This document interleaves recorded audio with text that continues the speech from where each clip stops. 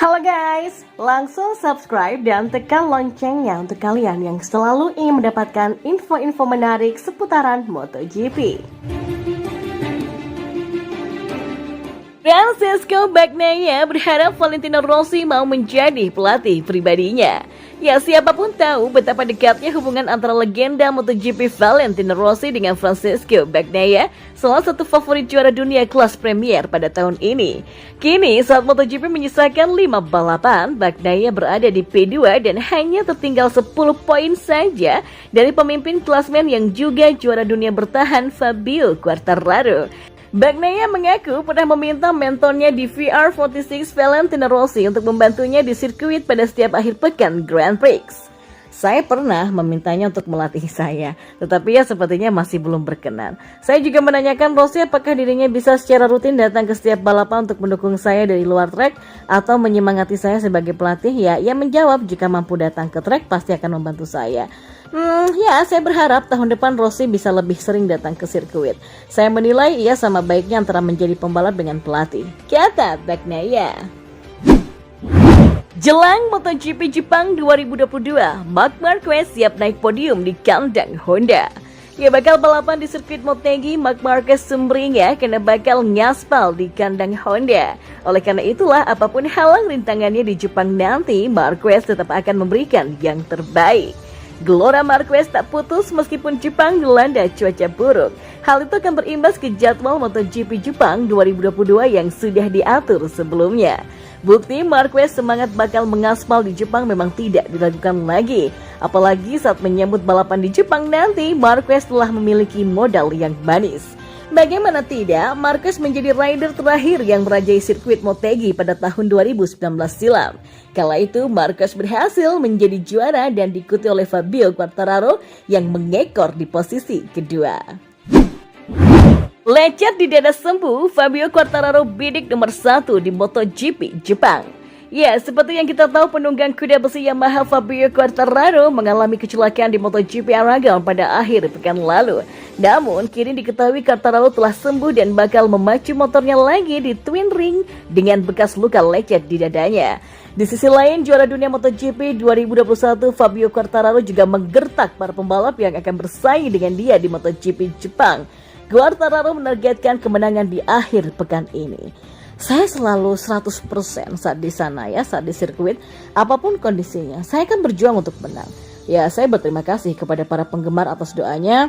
Lecetnya sudah sembuh dan ini memang tidak mudah, tetapi saya mencoba yang terbaik, kata Quartararo. Direktur balap Ducati bicara tentang tim order MotoGP. Biasanya, sebuah tim akan memfavoritkan pembalap dengan peluang juara yang lebih besar dengan cara menerapkan tim order. Dalam hal ini, pembalap tersebut adalah Francesco Bagnaia yang memiliki selisih poin lebih kecil dibandingkan dengan Enea. Menanggapi hal ini, Direktur Olahraga Ducati Paolo Ciabatti mengatakan pada dasarnya ia tidak menyukai tim order. Namun, bagaimanapun gelar juara dunia merupakan target yang harus diwujudkan. Kami tidak suka tim order, tapi kami juga mesti memikirkan skenario juara pembalap.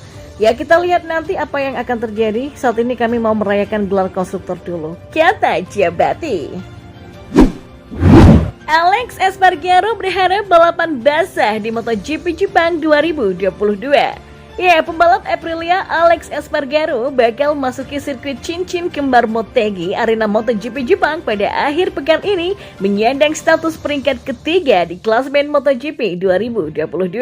Semua pembalap di MotoGP Jepang akhir pekan ini wajib mewaspadai Espargaro. Pembalap Spanyol berusia 33 tahun itu menuju 5 seri terakhir MotoGP 2022, yaitu Jepang, Thailand, Australia, Malaysia, dan Valencia dengan kepercayaan diri yang tinggi untuk menjadi juara dunia pada musim ini. Saya pikir Aprilia bagus di semua trek yang tersisa termasuk di Motegi. Ya, mungkin kalau hujan bisa turun di Jepang dan Thailand saya punya peluang. Di Malaysia saya sangat cepat. Di Valencia akan menjadi balapan campuran emosi dan tekanan. Saya akan mencoba untuk menjaga peluang menjadi juara, kata Espargaro. Bastianini hanya mau mengalah dari Pecco saat tersisa 2 seri dan tak punya harapan menjadi juara dunia. Ternyata apa yang dilakukan oleh Enea Bastianini yang tidak mau mengalah dengan Francesco Bagnaia seperti di seri Aragon Spanyol adalah mendapatkan dukungan dari pemilik tim Nadia Gresini.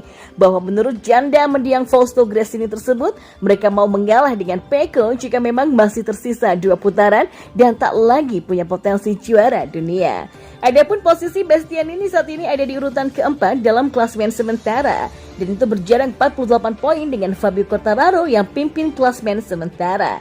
Kalau Pecco dengan gap 10 poin. Putaran MotoGP 2022 masih tersisa 5 seri lagi, yaitu di Jepang, Australia, Malaysia, dan Valencia, Spanyol. Artinya masih terdapat 125 poin yang akan diperebutkan. Jack Miller ungkap rahasia kesuksesan Ducati di MotoGP 2022. Ya, Ducati sudah mengunci gelar juara dunia konstruktor di musim 2022 ini. Ducati membukukan 346 poin. Mereka juga sudah tidak terkejar oleh rival-rival di ajang kasta teratas termasuk Aprilia yang ada di posisi kedua dengan raihan 217 angka.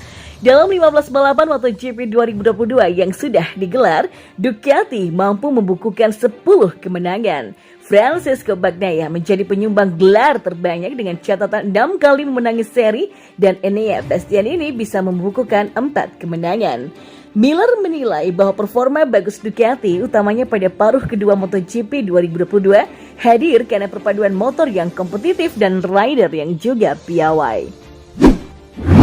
Alex Rins tak ragu targetkan podium di MotoGP Jepang 2022. Ya, Alex Rins tidak ragu memasang target podium MotoGP Jepang 2022. Rider asal Spanyol itu sangat berharap dirinya bisa memperebutkan podium di balapan tersebut. MotoGP Jepang 2022 sendiri akan dilangsungkan di sirkuit Twin Ring Motegi pada Minggu 25 September nanti. Tak begitu puas dengan hasil di Aragon, tentu Rins ingin menebusnya di MotoGP Jepang 2022. Ya, motivasinya sama dengan saat kami tiba di Aragon, yaitu untuk memperebutkan podium di Jepang, kata Rins. Thank you sudah nonton video ini sampai selesai. Jangan lupa subscribe dan nantikan video-video panas MotoGP selanjutnya. Dan sampai jumpa.